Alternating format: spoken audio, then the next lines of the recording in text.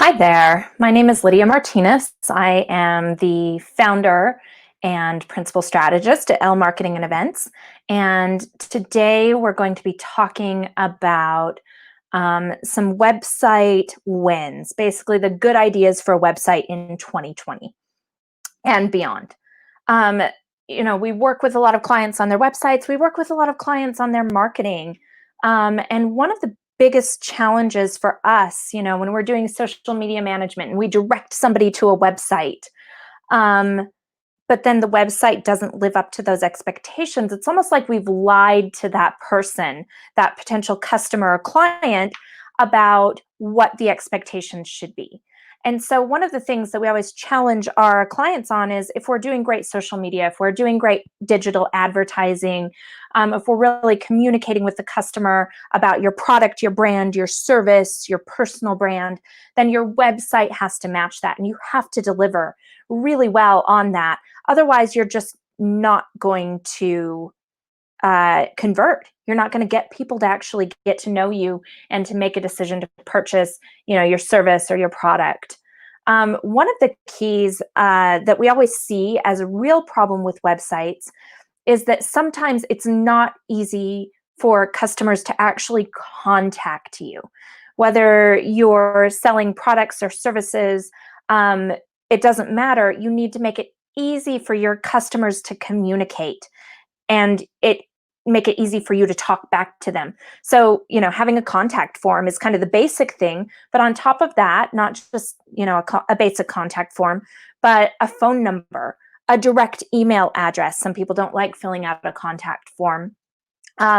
Having a way on multiple locations throughout the website for them to reach out, to get a quote, to find out more about your product or service, to ask questions.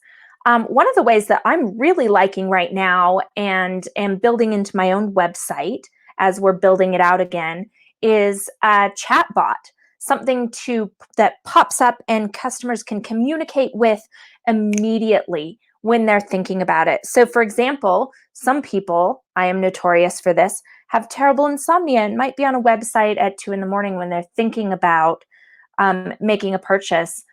Or they're night owls, or they're up really early outside of the standard business hours.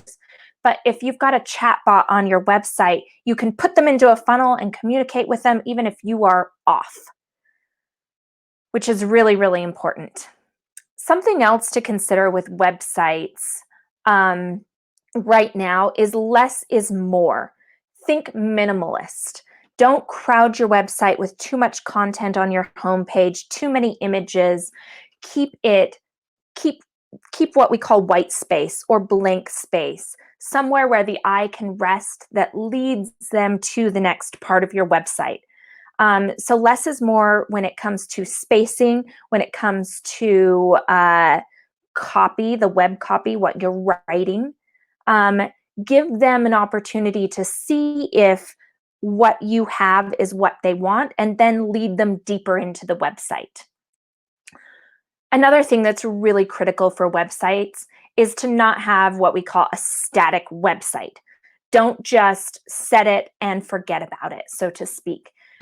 Google and also your customers really like it if there's fresh content going up on a regular basis.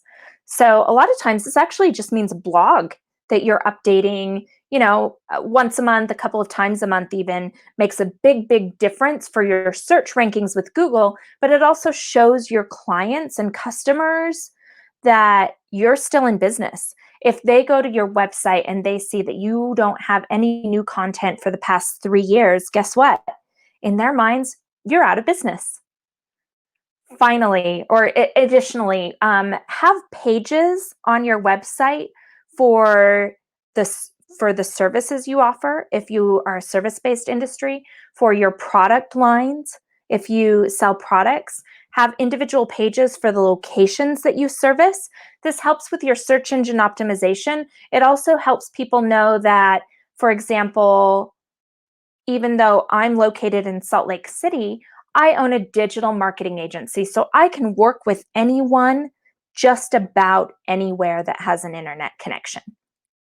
And so be sure that you're emphasizing where you can serve people and what you can do for them. Another thing that is a very quality trend in websites right now and really helps connect with people is video and actually embedding video on your website. Now, one of the keys that I will mention here is don't upload the video and have it housed on your website server. That will likely slow down your website, which one will annoy people, two will annoy Google, and it'll make your bounce rate really high, which lowers your score with the search engines. But if you have a YouTube channel or somewhere else for housing the video and storing it, you can literally embed that video without it slowing down your website. It helps with your bounce rate, it helps with your SEO, it helps people get to know you, your product, your services, what you are about, what it is that you do, and it really makes a difference for people and legitimizes your business. So video is another key. One more thing that I think is really important is a strong call to action.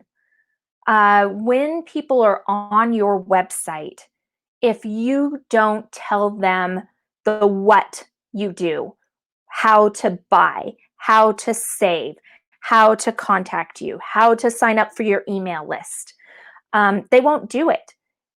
Don't assume that you can absolutely make something happen on your website without telling people what to do. It doesn't work. And so with that strong call to action, you're literally waving a little flag and saying, hey, you like this website, here's what to do next. You're leading them down a path or taking them on a journey and telling them, one, how you can help them, but two, what to do so that you can help them.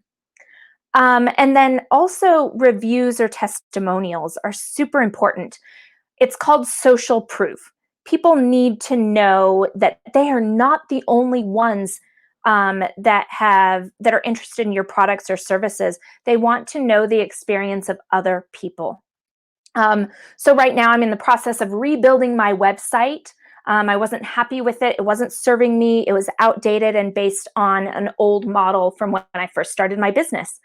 One of the initial things I did when we were planning the website was actually reaching out to current clients, former clients, some of our contractors, people that have worked for us, organizations that we've done trainings for, and asked them for reviews, testimonials to talk about their experience working with us.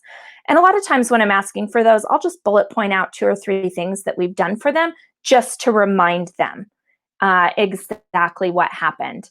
One of the comments that we just had come in was, hello, my wife won't use a company if they don't have a site. That is absolutely the case. If a company doesn't have a website, do they exist? In the general scheme of things, people are less likely to trust a company if they don't have a variety of methods of letting people know who they are, what they do, what they're about. So that means your social pages, your website, online reviews, ways to communicate with you that show that you are legitimate. And that's another part of that testimonial process is showcase on all your different digital properties, all your different websites, all your different social media pages, who you are, what you do, and what it is that sets you apart, what problem you can solve. Thank you so much for tuning in. We're also going to be doing a video later on this week about some website pitfalls. So this is all the things that you should be doing on your website in 2020. And then later this week on Friday, we're going to be talking about things that you should 100% skip, or the pitfalls, the don'ts for a website in 2020. So thank you so much for tuning in. We really appreciate it. Have a wonderful day, and please reach out if you have any questions.